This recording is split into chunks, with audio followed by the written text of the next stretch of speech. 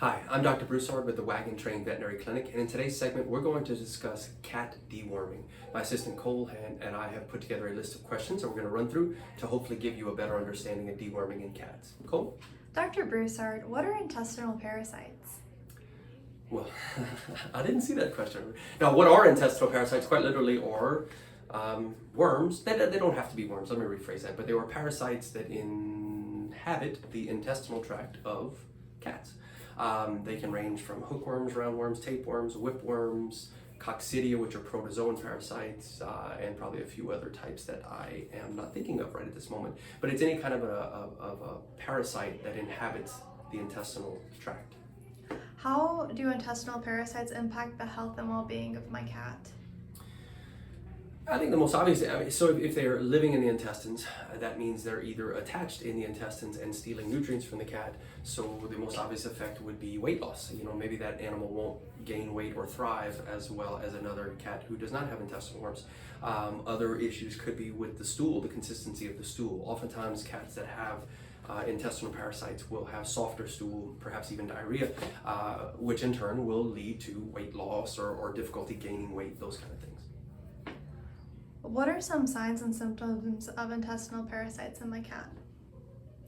Weight loss and soft stool probably would be the two most common. Sometimes you'll actually have blood in the stool as well, but it's almost always going to be a stool issue in some way, shape, or form. Very rarely with heavy parasite loads, you can have vomiting and inappetence and those kind of things as well, but that's usually a much more advanced sign. What preventative measures can be taken to ensure that my cat does not get worms and other parasites? Well, the key word there is preventative. So various preventative products. The one I use is called Revolution or Revolution Plus. There's Advantage Multi for cats. That's the two big ones I use or have used. But the benefit of those guys, specifically Revolution Plus, because that's the one I happen to use right now, it is a preventative against heartworm disease, hookworms, roundworms, fleas, ticks, and ear mites. It does all 6 things when you just put a liquid solution on the back of the neck once a month. The old expression, an ounce of prevention is worth a pound of cure, has never been more true than in a product such as that. So this entire discussion can be avoided if you simply do proper preventative on a regular basis. Can you see worms in your cat's stools? Some of them, yes. Most of them you will not. The most common ones that people know are things like hookworms and roundworms, maybe even whipworms. Very unlikely that you'll see those. Roundworms are big, yes, but when they're alive, you're probably not going to see them. It's just the eggs that are deposited in the stool. Once you give them a dewormer and those worms are passed, yes, you might see those. Probably the most popular answer to this question is tapeworms. Tapeworms are segmented worms.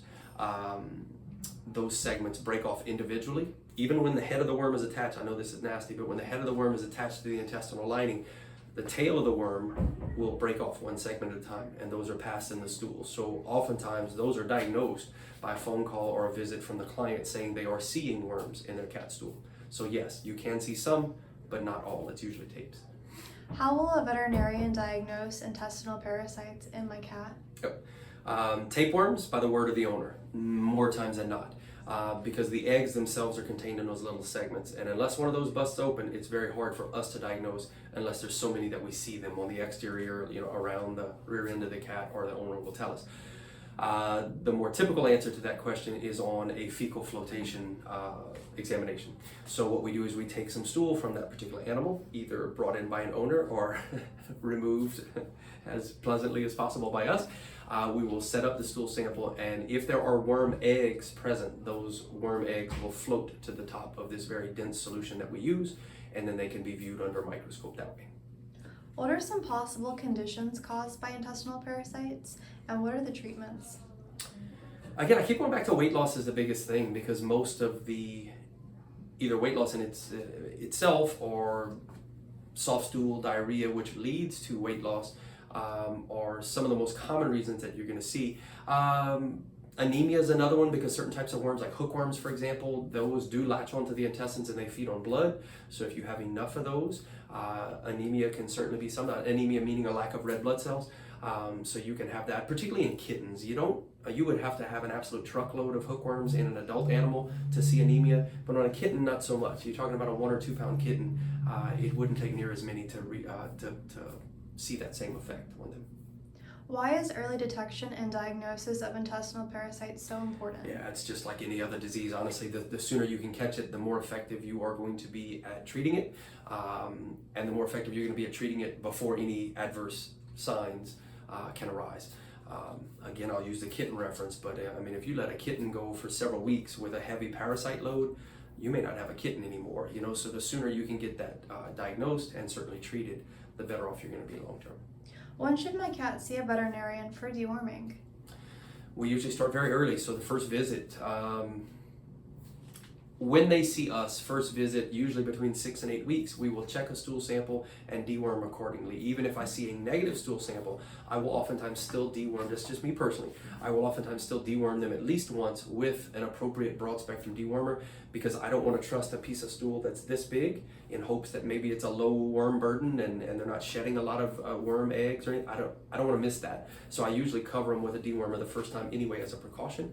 And then after that, so I'll do 2 negative samples as a kitten back to back. And then once I've achieved that, I usually rely on the preventatives that we mentioned earlier in the discussion to maintain that status for me.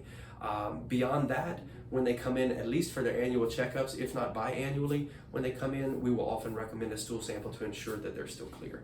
Okay? All right, guys. Well, that's the ins and outs of cat deworming. So hopefully you get a little understanding there. If you have any more questions, reach out to us. Facebook, you can call us, you can come on by. Either way, I'll be happy to answer any questions you might have, okay? Thanks for tuning in.